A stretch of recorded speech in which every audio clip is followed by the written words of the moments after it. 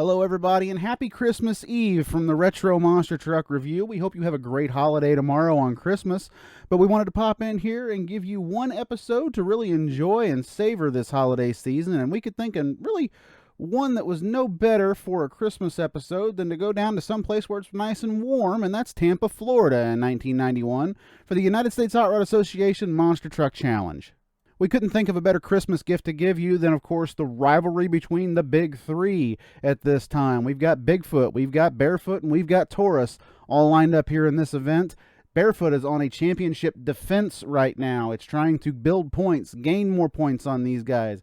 Bigfoot's here with Jim Kramer behind the wheel. That's right, the GOAT, Jim Kramer, behind the wheel of Bigfoot.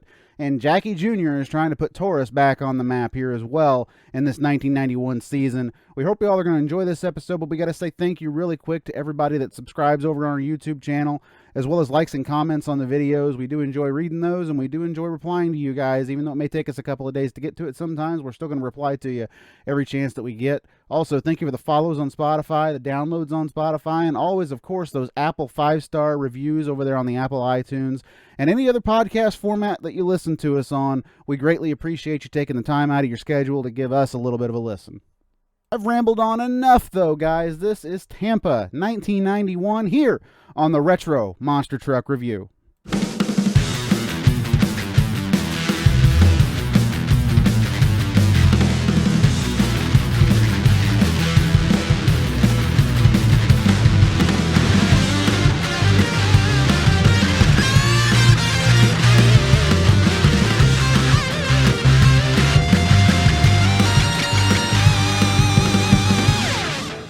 Hello, one and all, again, and welcome to the Retro Monster Truck Review. Josh Rhodes here, along with Matt Stoltz, and we're going to be covering a show that a lot of people really look back fondly on, and that is Tampa 1991 and the USHRA Monster Truck Challenge Series.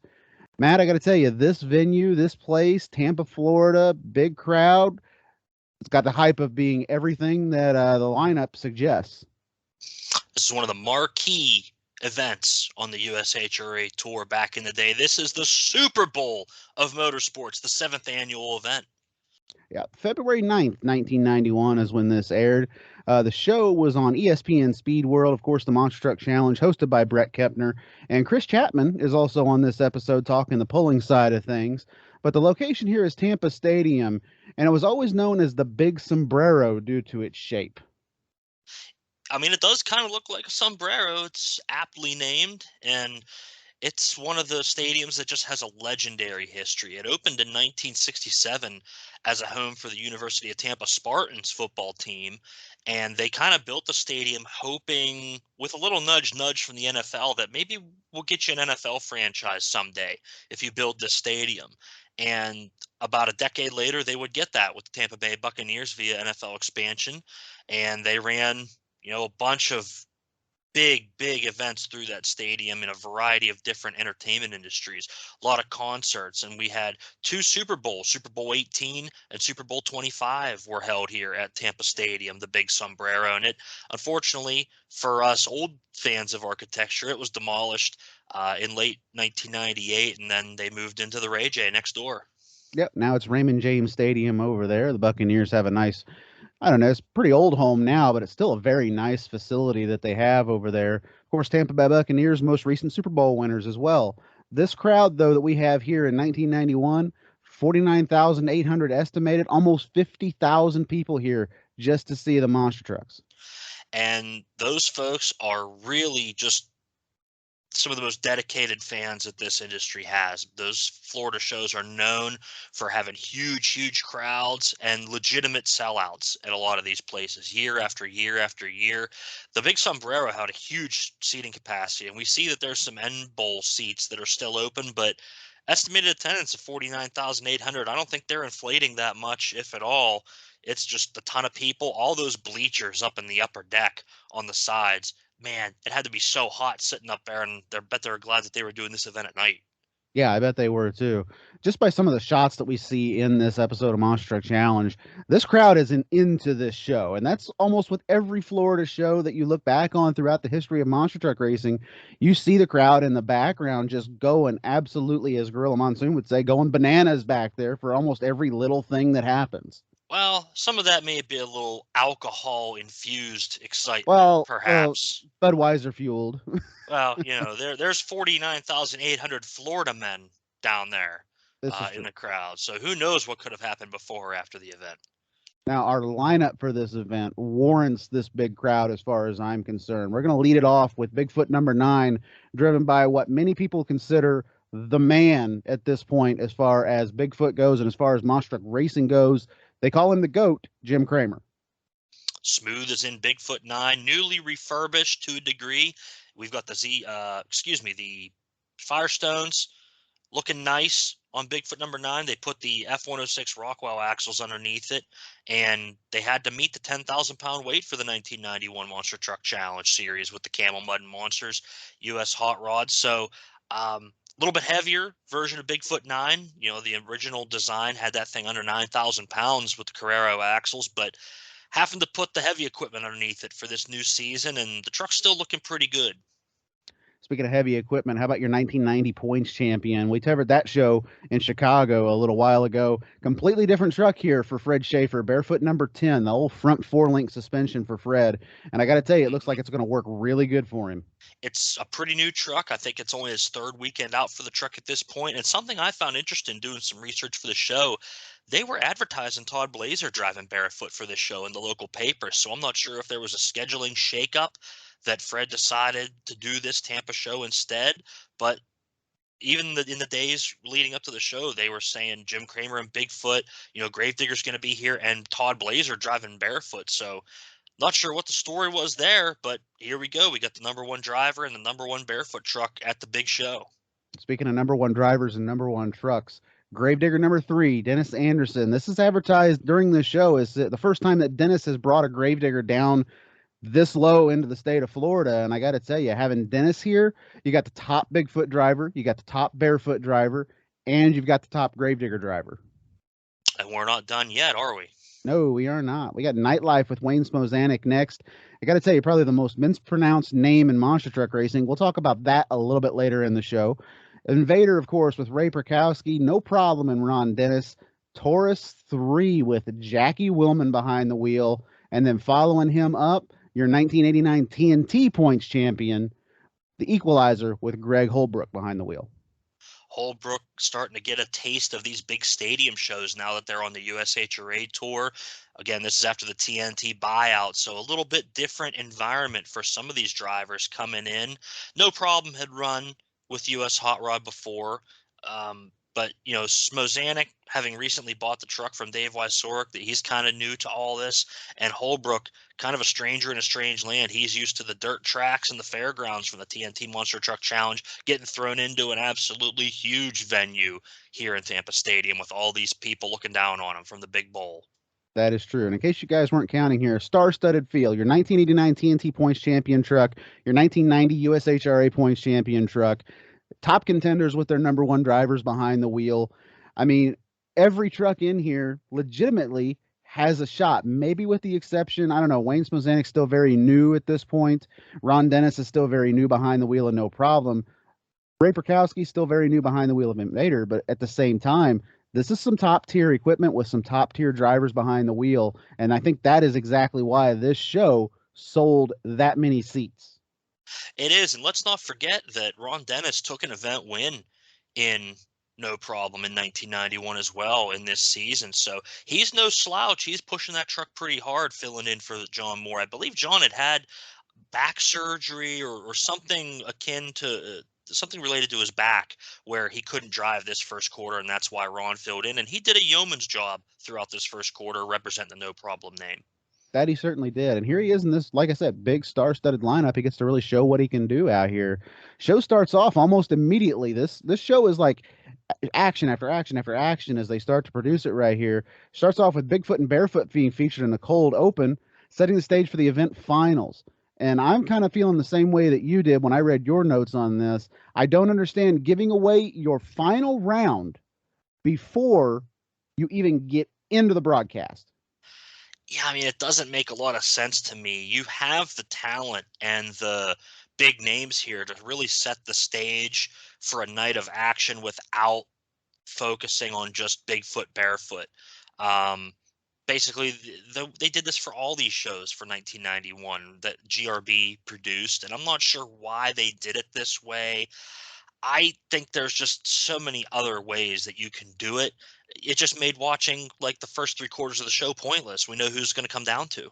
Exactly. You know exactly who it's going to come down to at this point. Spoilers, I think the people that listen to this show already know the final round for Tampa 1991, and I've already seen this event multiple times, so I hope I'm not spoiling anything here for anybody. But like I said, this happened so many times in the monster truck industry. I've said this before on the show, where you would get certain rounds before they would go to commercial, and then they would come back from commercial. You've already previewed it. You've already seen 3/4 of the race at that point. Here, we're given the final round, which is what you would normally see at the end of the show, right at the beginning. We don't see the full race, obviously, but we see a clip of it. We see the whole shot. We see what's happening in this race, and you're almost flabbergasted by it, because now, like you said, 3/4 of this is pointless because we know which 2 trucks out of that star-studded lineup we just got listed are in your final round. So are you saying that the remainder of this show will be an exercise in futility? That's what I'm kind of feeling, honestly. I mean, you've got this whole star-studded lineup you just went through, and you're already pointing out your final 2 trucks that you're going to see later on in the show. Like you said, pointless. Well, don't turn this off, everybody, because we've got some good analysis coming up. Exactly, and including the analysis, of course, we've got the ESPN Speed World intro, and as you said, 10 out of 10. I love that music. That still fires me up to this day to watch a broadcast, honestly. I love it!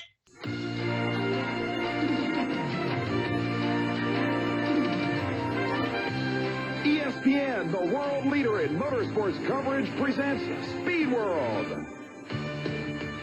Welcome, everybody, to Tampa Stadium in Tampa, Florida. I'm Brett Kepner, and in just moments, we'll be getting underway with one of the most incredible super truck shootouts ever. Bigfoot, Bearfoot, Gravedigger, Equalizer, all in competition for the ultimate King of the Hill battle. That and the TNN motorsports themes were always just so good and would get me charged up for motorsports action. And I think this little intro that Brett does here, Brett Kepner, both in front of Tampa Stadium, is a better intro than what they did in the studio that they actually used for the produced intro. Brett mentions the top hitters, and they show a little clip of each with the ESPN Speed World theme running in the background. He's pointing out these top names that are here, and that was filmed before the event happened, so it really does set the stage well. Then we go over to Chris Chapman, and she's in Philadelphia at the Spectrum for two-wheel drive truck pulling action. We'll touch maybe just a little bit on that throughout our show here, but just to know that this is one of those dual coverage type events where we've got Brett in one location, Chris in another, and that's how they did it for pretty much all these 1991 shows. That's exactly how they did it. Chris Chapman was always one of my favorites as far as back in the day with TNT, so it was cool to see her with the USHRA right here as well, kind of coming over from that buyout into the USHRA. Right away, though, we get a track explanation of the course, 300 feet straight over cars, turn around a pole, and then come back over the exact same set.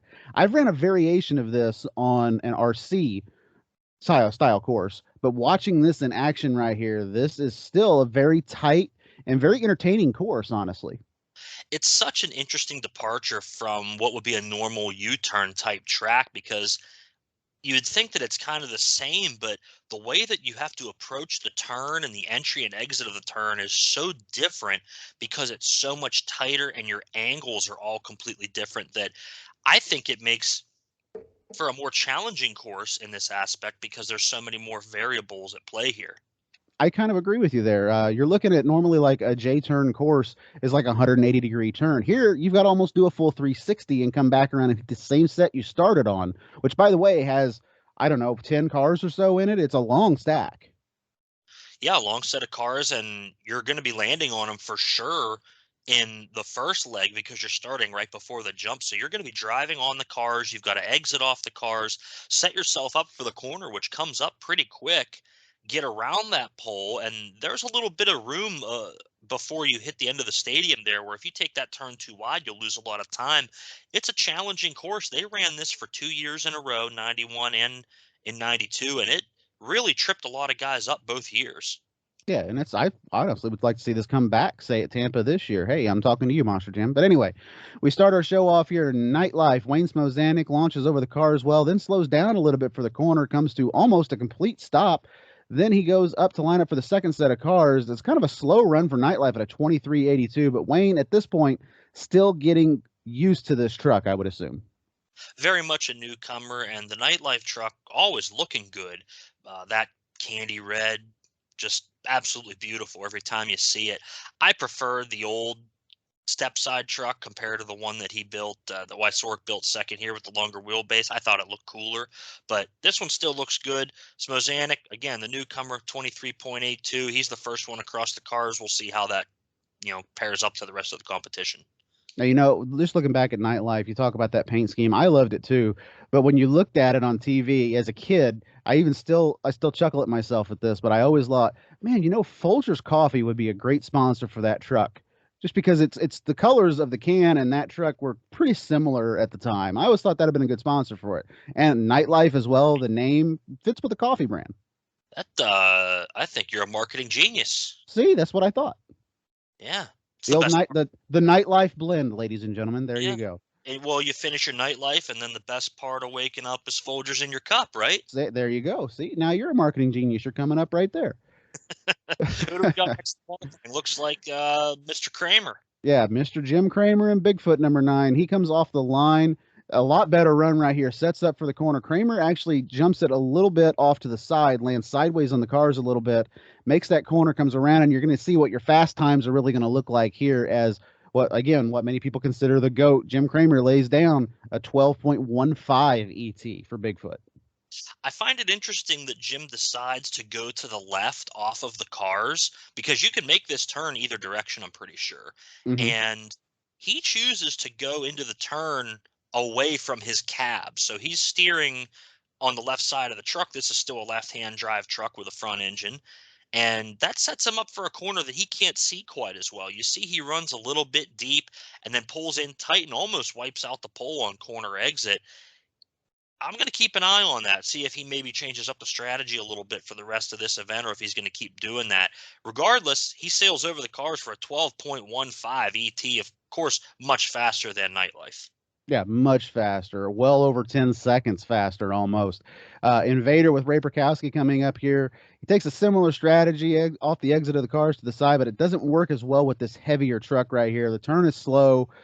2 rear steering inputs needed as he has to drive around the mud pit basically to get back to the cars. 19.70 for the Invader. Yeah, you can see how heavy the truck still is. This is your former Evil Force truck that's kind of been retooled and rebodied a little bit, and the truck would continue to go on a diet throughout 1991, 1992, and through 1993 as well. The truck would get faster and faster and would run on the Division II circuit for the following year in 92. Just not quite dialed in yet. Ray's getting the truck underneath him still. It's semi-fresh, and it's riding a lot lower than the Evil Force truck did. He pulls in a 19.70 ET. It's probably not going to be super competitive when we come to the brackets, depending on who he matches up against. Yeah, that truck's went on like you said, it went on a diet big time. That thing, like you said, former Big Toe, former Evil Force, used to have a tow truck mechanism on the back of it. Now it's a lot lighter, it's a lot faster, but he's having a little bit of trouble right here in Tampa as we move on to our next driver. And of course, that is Gravedigger 3. Dennis Anderson comes out here. Brett mentions this is the first time that Dennis has brought Gravedigger to Tampa, Florida. While this may be true, as you point out in your notes here, Digger 3's made one appearance at the Suncoast Dome in St. Pete across the way previously in November.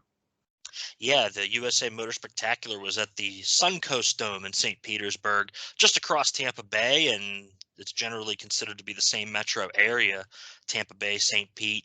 But, of course, they're not going to acknowledge that because that was a different promoter. So first U.S. Hot Rod appearance for Digger down in Florida. And we kind of get a weird camera shot from the crowd. And then Dennis kind of launching already over the cars. And he kind of comes off to the side a little bit, slows way down. You could tell something's just not right here on the Digger. Yeah, it's a very mysterious mechanical issue that Dennis has right here. It's very slow run for Digger. I don't know. I honestly don't know what it could have been that really caused the problem right here with the truck.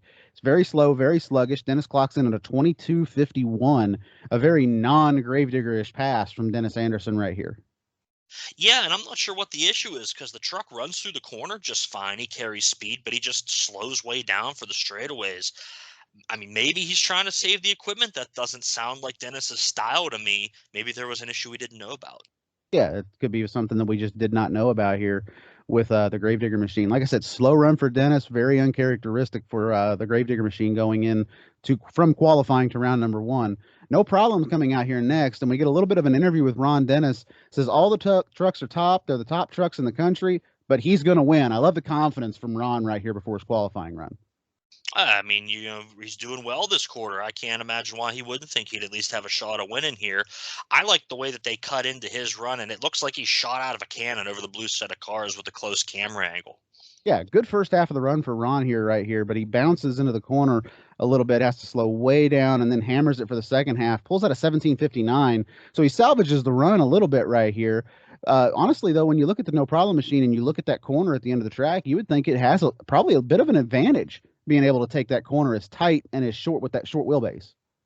Yeah, we'll see how he does in eliminations. I mean, this time right now is going to put him, kind of mid-pack, so um, we'll see how he does come round number 1. Bearfoot coming out here, and we get a rear angle shot of Bearfoot as Fred launches it and then turns right to jump at an angle over the cars a little bit, so he sets himself up for that corner. As Fred makes his turn to the left, Kramer's was to the right, as you pointed out earlier, which allows Fred to see the turn pole better and make a good turn. He actually makes a better time than Jim Kramer right here, 12.09, barely beating out the Big Blue Ford for the number 1 qualifying position as Bearfoot, your 1990 USHRA champion. Yeah, and this is an interesting shot because with this rear angle shot, we see Fred, again, kind of turning to the right in order to jump at an angle over those cars, which sets him up for the turn better. Not only that, we've got the Marlboro sign at the end zone, and some guy has hung his pair of pants over the wall, bright yellow pair of pants. I'm not sure what that's all about, but it doesn't deter Fred at all because he's going on to take the fast time so far in the event. That's right. Fred Shafer, your number 1 qualifier at this point. But the guy that's coming up next, Jackie Willman and Taurus, you got to think he's got a little bit of a chip on his shoulder from the season before as far as Fred Shafer goes. It's the world championship all over again. The difference is instead of senior behind Taurus, Jackie's trying to prove his worth now in the racing machine on the 91 tour. Of course, he would go end up to win that championship in the Camel Mud Monster Series. He'd be the last man standing in 91. Here, though, early in the season, we see that Jackie is as aggressive as ever, absolutely slinging it into the corner and throwing it as hard as he can back over the cars. Taurus and Bearfoot both getting these really big runs to the finish line. Not quite fast enough, though. 12:78. I think Jackie went a little deep in the corner and lost the time there. Yeah, and that's something that you would see a little bit from Taurus every now and then. It would go a little bit deeper in the turn and rely on that horsepower to come out of the corner. Jackie Willman Jr. showing it right here is something that truck was really strong at. And here he is taking 3rd overall in your qualifying. Before we go on to our final qualifier, and that's your 1989 TNT points champion, Greg Holbrook, and the equalizer. Good first half of the run, good entry to the turn. The truck swings very wide on exit, though, and Holbrook's going to clock in at a 15.16. He's going to go 4th overall. Boy, until he was 3/4 of the way through that corner, he had to be right there with those other guys, but then just goes way too wide on the exit, as you said, over onto the pulling track, has to recorrect, costs himself a bunch of time. So we end up seeing the qualifying results, which is I like that they did this for the 91 shows. They'd show the whole lineup and how close they were. We've got Bearfoot at 12:09, Bigfoot at 12:15, Taurus 12:78. Then you've got the gap back to equalizer 15.16, no problem at a 17:59. Invader 1970, Digger the outlier. You'd think he'd be up at the top, but he's sitting in 7th at a 22.51, and Nightlife with a 23.82. So you've got kind of 3, maybe 4 top runners, if Digger can get things dialed in, maybe, that are really kind of a step ahead of the rest of the field. But equalizer's not far off, nor is no problem. That's very true. And the action just keeps on coming right here, Matt, as we go straight into round number 1 racing right after qualifying ends on this broadcast. Bearfoot, no problem, your first matchup right here. Ron actually pulls the whole shot on Fred here, getting to the cars first. Fred passes Ron in the air, though, and that's really all that he needed, honestly. There's so much more horsepower coming out of that big blue Chevrolet in the other lane. Ron Dennis just can't catch up, and no problem's going to go out in round number 1 to your world champion. I mean, credit to Ron Dennis for getting the hole shot on Fred Shafer. That's not easy to do in and of itself. An old drag racer, Fred Shafer is, and he's going to be close on the light, but there's just no matching the power on the far end. They enter the corners not too far apart. The four-link truck, though, just makes such a better corner. It can lean over and transfer the weight, and Fred's over the finish line before no problem even gets through the corner. That's how long it took. Yeah, country mile win there for Fred Shafer. I gotta admit the confidence from Ron Dennis is still something that makes me smile. I like the fact he was really confident going into this. But man, when you're taking on Fred Shafer in round number 1, that's going to be incredibly hard, especially this front four-linked Bearfoot. And when you see this truck land, Matt, it soaks it up so well. It really does. It was designed to kind of absorb those hits and allow the axle to wrap backwards and kind of keep the forward momentum of the truck going. And it certainly did that job very, very well. Rich Cummings had a hand in that design, and it really, really worked out for Fred here for a couple years that he ran this truck, and then in its later life as a Barefoot truck as well with other drivers. Yeah, this truck lasted a little while, and you can see why. It was built very well. Our next matchup, though, Gravedigger and Taurus, a dream matchup on paper right here. These two have been battling a lot so far in this 1991 season. Trucks leave together, and Digger looks to be at 100% going into the corner, but then the chassis unloads on Digger number 3, and it sets up Dennis horribly for the corner. Willman punches it hard over the cars and back to the finish line. He takes a commanding win over Gravedigger in round number 1. But Dennis, no slouch at all. He's going to put on that Digger show. He finishes the race as well, flat-footed to the floor. Yeah, it's a bummer for Dennis. He kind of entered into that corner trying to set himself up. He came off the cars so straight that he had to turn left to make the right-hand turn. Kind of, you'd think you'd want to throw the truck into a Scandinavian flick for those of us that are in the auto racing world. You kind of set the truck up and then crank it the other way and it'll come around. But Dennis gets on the brakes surprisingly a little too early, I think. While the truck's still unloaded to the left-hand turn, Dennis gets on the brakes, and that unloads the diffs and unloads the chassis, and the rear end just keeps coming around on him, and that makes him slow down even more to do that turn, and that's where all the time is lost here for Digger. You can see that Dennis punches it even coming out of the corner. The diffs are singing, and the inside tires are spinning, but he just can't get back on track quick enough. Taurus got a big, big win here, and Jackie was not going to give Dennis an inch either way. No, he was not. Your next matchup here is Bigfoot versus Invader. Ford versus Ford battle right here. Jim Kramer, he gets the lead off of the first leg of the track, about a half length into the turn. Kramer over rotates, and he actually spins just a little bit in the corner, has to readjust very slowly, and just narrowly avoids missing the turning pole. However, Perkowski in the other lane has bigger problems. He stops in the middle of the corner. So, I don't know, Jim Kramer getting kind of lucky right here in round number 1. He kind of does, and he does make this left-hand turn this time, being in the red lane, the left lane. Maybe they're telling the guys they need to enter on the inside of the track and then turn toward the outside. I'm not sure. I thought it was either way, but Jim makes the left-hand turn this time, as you mentioned, the mistake. Thankfully for Jim, as we hear from Brett Kepner, Perkowski's got bigger problems in the other lane. The truck completely stalled and came to a stop. Yep, your number 2 qualifier kind of catching a break right here as we move on to our next race, but it isn't a race. It's technically a bye run for the Nightlife, as unfortunately your TNT points champion from 89 Equalizer cannot make the call from round 1. We're really not given a reason as to why, just a mechanical failure on the Equalizer machine. And Smoznak, however you pronounce it, Brett can't seem to get that name right. Brett says Smozank in this one. Smozank in this one. All right. He does say that he recently purchased the truck from the Wyzoric racing team, so he got Dave's name right. He got one of the 2 correct on that one, so good job, Brett Kepner. I got to point out here, too, after a little over 7 minutes, Matt, we've went over qualifying, we went through round number 1 racing, we've set up storylines, and we're moving on into the next portion of our show, which is the pulling.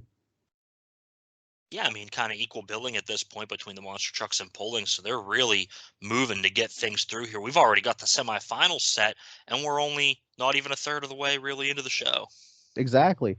We go to Philadelphia to the Spectrum, and Chris Chapman is here for the pulling segment. We see some of these really cool-looking pullers here. Probably the 2 most unique ones that I saw were Wayne Roush in the yellow Model T, and, of course, Dave Shoemaker over there in the 38 Special, 1938 Chevrolet. But there was one name that pops up in here that made me smile, and it's actually a now a current Gravedigger driver by the name of Randy Brown, driving Sweet Thing 3.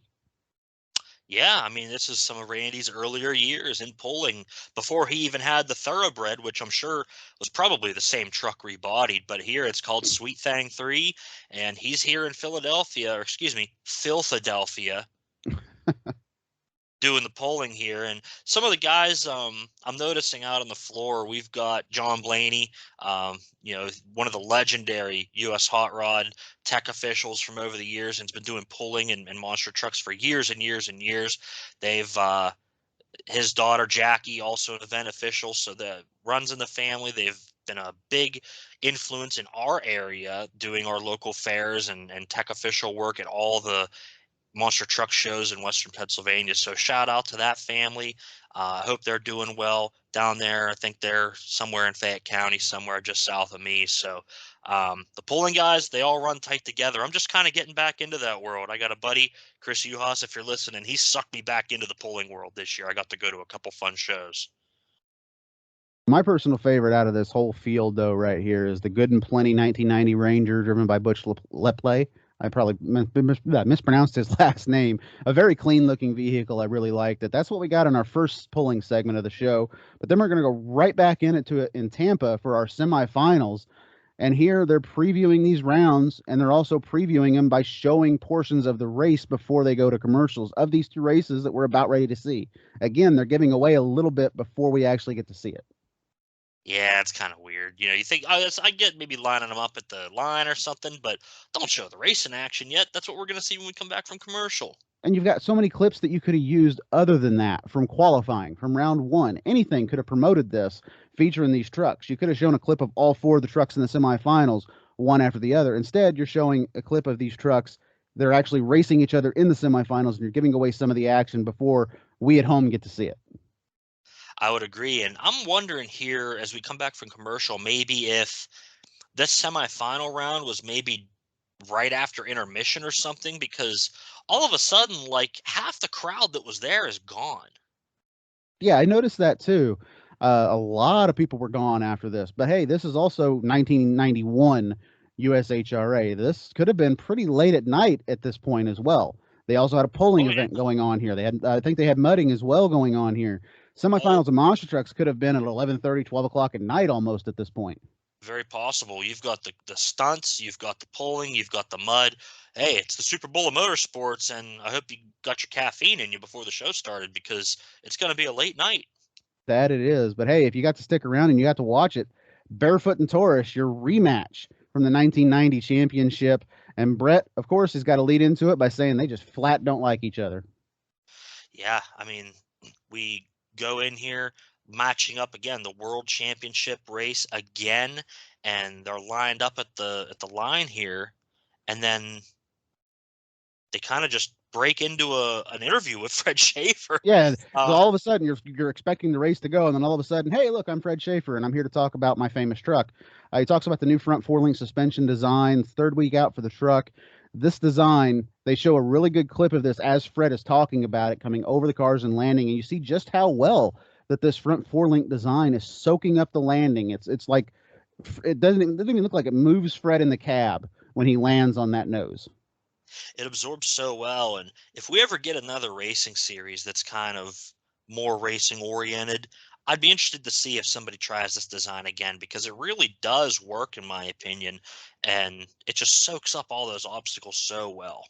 Yeah, there's this design, the cantilever design. We could go into a whole discussion about suspensions, going all the way through the Penda era to now to see what would still even work, but we'd be here for another 4 hours talking about that. Yeah, we could be. There's so much out there now combined with newer technology. We could get into a deep discussion about that. But anyway, we get right into this. Well, it gives me the opportunity to go ahead and plug Marty's book, Monster Truck Technology. If you want to read about all these suspension changes instead of listening to us gabble about them, go purchase that book from Monster Truck Technology, written by Marty Garza. It's a great read. Yeah, go give Marty some love over there. Marty took a long time in writing that book. I know it was a couple of years in development to get that out there, and I think he did a really good job with it. So give Marty some love right there. As we get into this race, though, Bearfoot and Taurus, Jackie's going to get the whole shot going into the corner. He holds a small lead, but here the difference between these two. Fred and Jackie are side by side. They go into the turn. Fred cuts a very tight right around the turn pole turn, while Jackie did the exact same thing he did in qualifying here, Matt. He went wide in the corner and shot out. The slingshot doesn't work for Taurus, though, right here. And when it comes down to horsepower versus horsepower, there's very few people in the sport that are going to beat Fred Shafer in that department. Horsepower Barefoot's going to win this race by about a truck length. Best race of the night so far. Oh, definitely best race of the night. They're battling it out. Again, as you mentioned, Jackie goes a little wide, and Fred pulls the absolutely perfect German turn. You know what that is? The German turn. Tell me that. It's Guten tight. Guten. There's the sound effect there for you, ladies and gentlemen. I don't know how Fred flossed that truck around that pole so close without touching it. The suspension unloaded on him midway through the corner, and it rocked up like those front-facing four-link trucks often do. But it worked for him in this case, and it allowed Fred a straight run to the cars. And like you said, that's where the difference was, is that extra truck length out that Jackie went into the turn. It translates into a truck length victory for Bearfoot. Yeah, and there's a small correction here by Jackie Willman coming to the cars. I don't think that affects the outcome of this race at all. Fred's well in advantage at that point. He's straight on the horsepower. He's hammering the throttle. I don't think Taurus is coming back from that point. Jackie does have to make a slight correction to the left to hit the cars correctly, but it doesn't really hamper the race at all.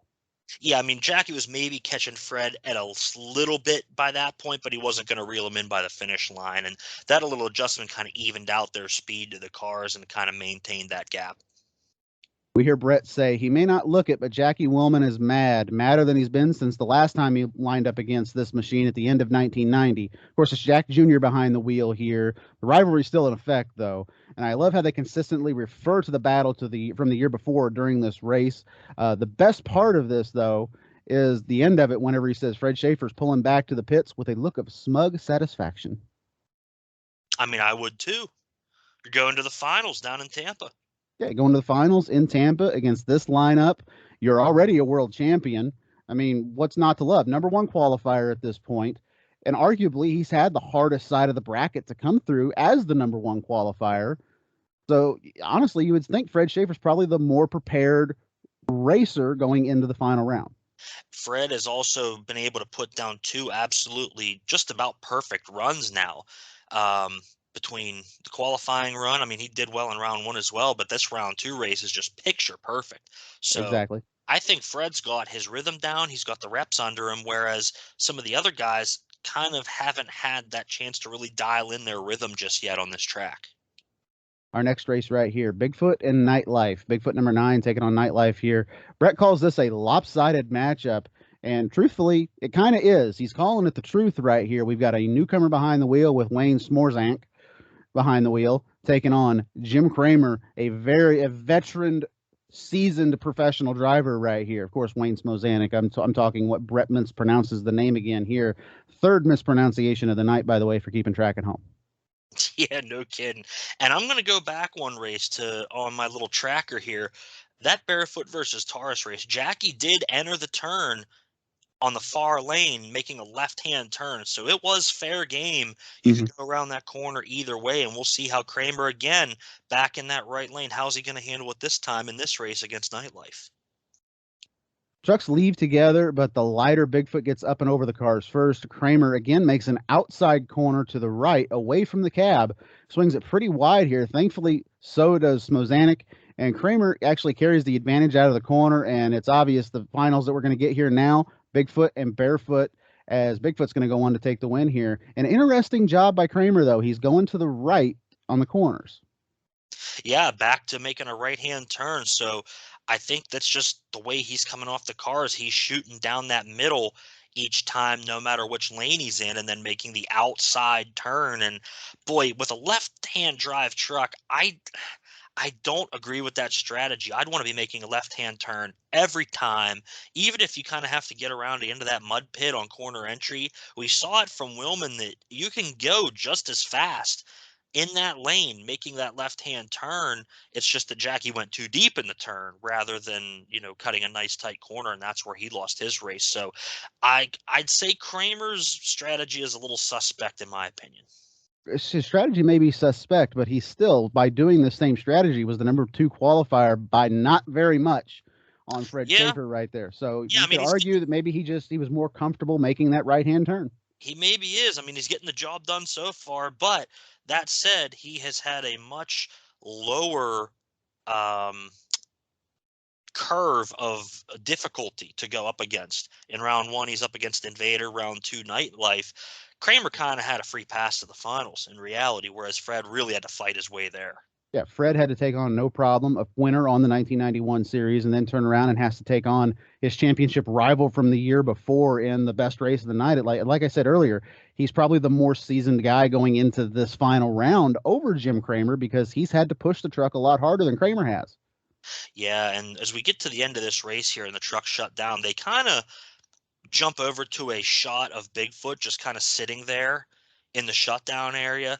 How great does that Bigfoot 9 look in that shot with the buffed Firestones, very similar to what Corey Snyder's running on Toxic right now. The truck just looks so good sparkling sitting there with the lights. Oh, I agree. It looks great. The only thing missing on it is in this particular event, Bigfoot's not running Ford flags on the back of it. That's literally the only thing that's missing on this truck to make it look as good as it always did. And I love the look of the truck here. It just looks fantastic. Kramer didn't run a flag at a lot of these 91 shows, and I'm not really sure why, but there was a lot of shows. He did a USA show up in Vancouver with no flags. He was in Worcester, I think he had no flags. So I'm not sure what the situation was here. Worcester was the weekend after this show for those who were keeping track at home. So he must have just not had any flags with him for a portion of this first quarter tour. And when I was little, I remember having There Goes a Monster Truck VHS, and they had a shot of Kramer in Bigfoot 9 going over a long set of cars in Vancouver at that event I spoke about. No flag. I busted all the flags off of my Bigfoot Champions trucks so that it looked the same as the truck looks right here. Because I love the way the truck looked back then with no flag. I mean, I love the flag as well, but I wanted my toys to look like the thing I saw in the video, Yeah, I hear you there. But to me, I always wanted my toys to look like the thing I saw in the video as well. But I could never make the little miniature flags to stick on the back of some of my Matchbox trucks that I had back in the day. So it was usually just a toothpick with a white sticker wrapped around the top of it and a circle drawn in the center that I would stick in the back of those Matchbox Bigfoots that I used to have. Yeah, I used to do that as well. Yeah, used to do that all the time. To me, though, I think the best Bigfoot ever looked was with this racer stripe paint scheme, the 2 flags in the back. It's heading into a corner with the nose down and that cantilever suspension pushing the rear end up, coming around a corner. It just looks so good. Looked incredible. It looked like a race truck.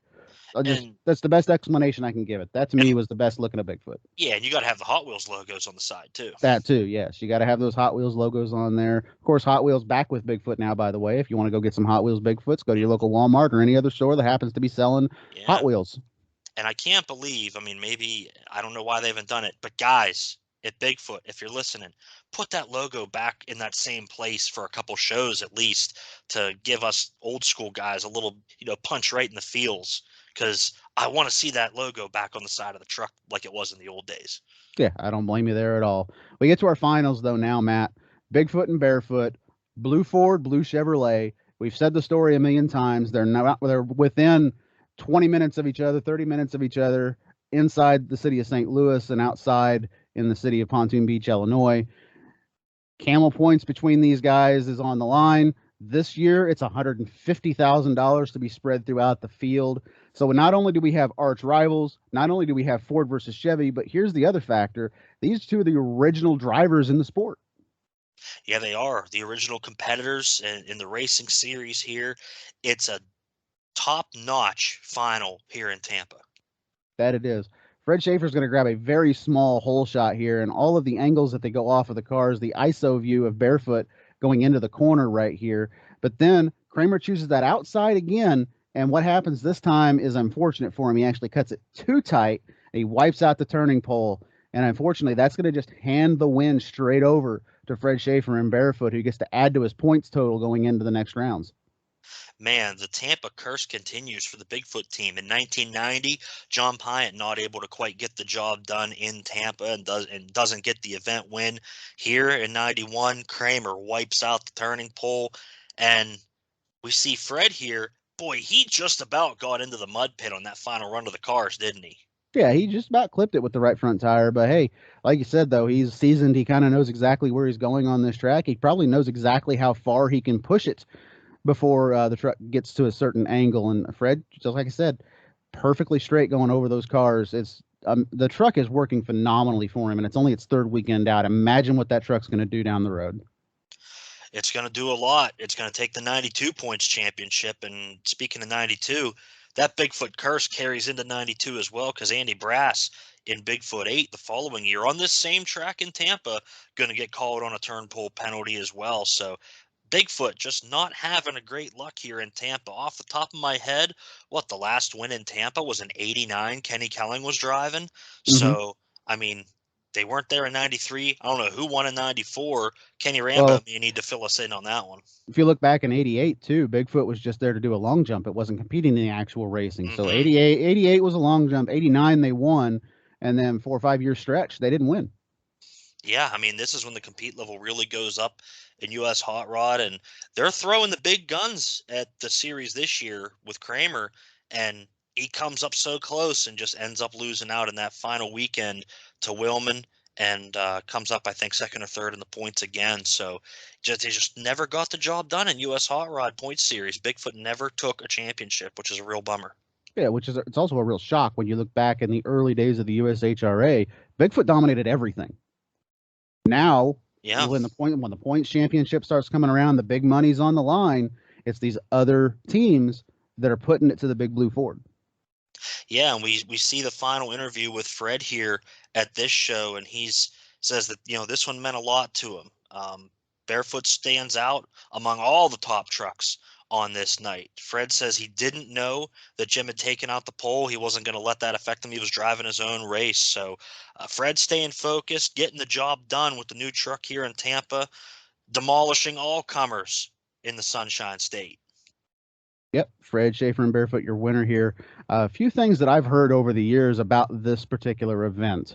One thing that always stood out to me was from certain Bigfoot fans, not going to name these guys, obviously. This was private conversations years ago, back when we were still playing the online Monster Truck stuff. But I'd always heard, if Kramer didn't hit the pole, he was going to win that race. I wholeheartedly disagree with that. It's hard to say that he would have won, because Fred puts in just another banger of a run. He puts a nice tight turn, and Kramer, you can see, enters so tight to the pole that he was going to go far out if he made the corner clean anyway, and I think Fred would have had him. Yeah, it's the same with me when I look back at that, and I watched it back again. I actually watched it this morning. I watched it about a week ago as well, just to kind of familiarize myself again with this morning, just watching it back again. And you watch the way that he enters that corner. Even if he does miss the pole, he's still going to push wide a little bit, and I think that's still going to hand the win right over to that Bearfoot machine no matter what. Yeah, I think the second best truck of the night in terms of time and ET is probably going to be Taurus in that semifinal run.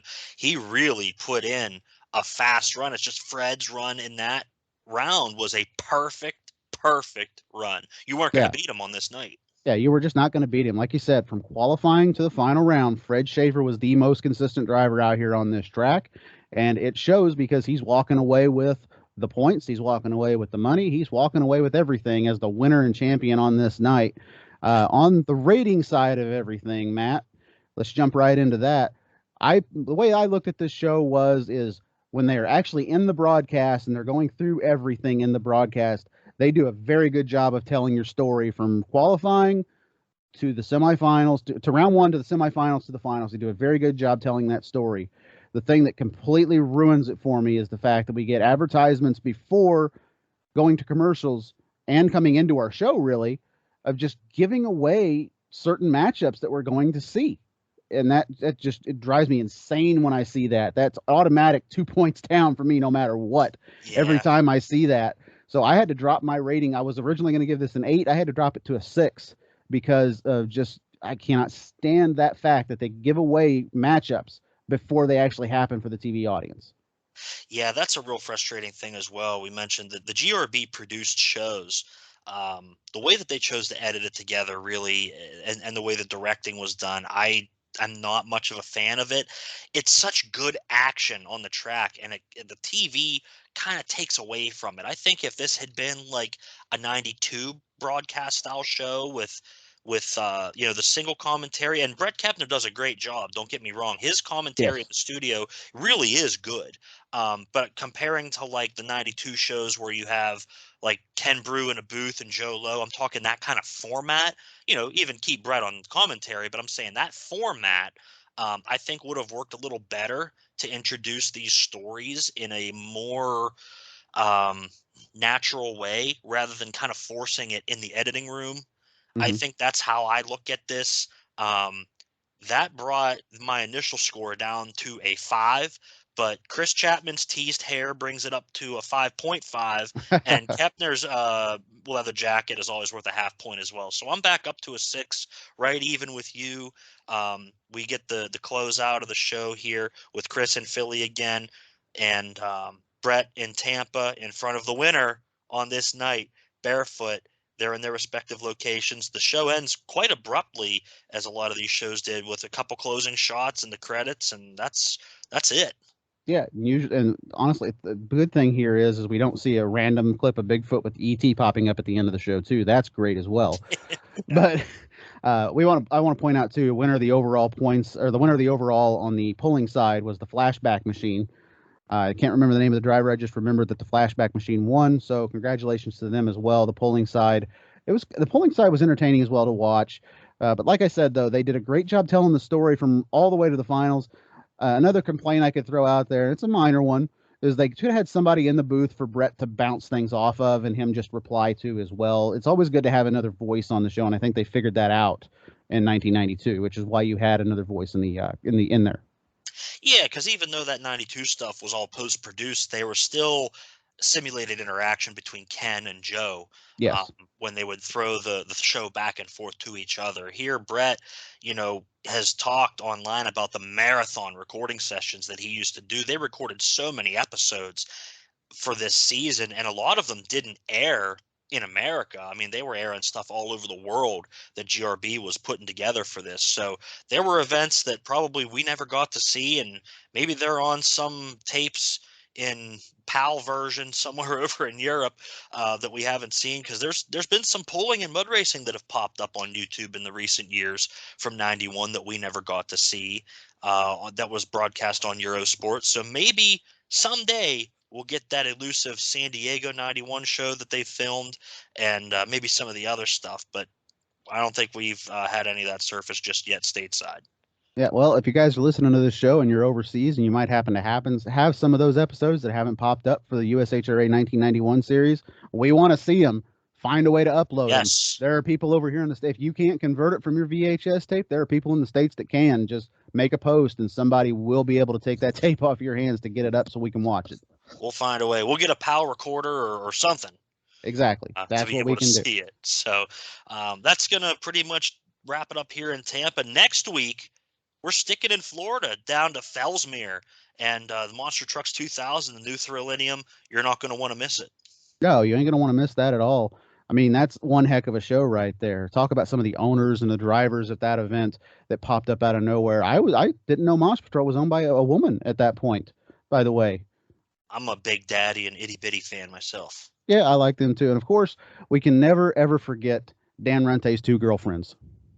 I mean, sometimes life, or does art imitate life or life imitate art? I'm not sure. Yeah, I'm not sure. I think it had to be the mullet. That's how he got those two. But anyway, we go on to Monster Trucks 2000 next week. But of course, everybody, we want to thank you again for joining us, and we'll see you again on the tracks across America. It's all about me.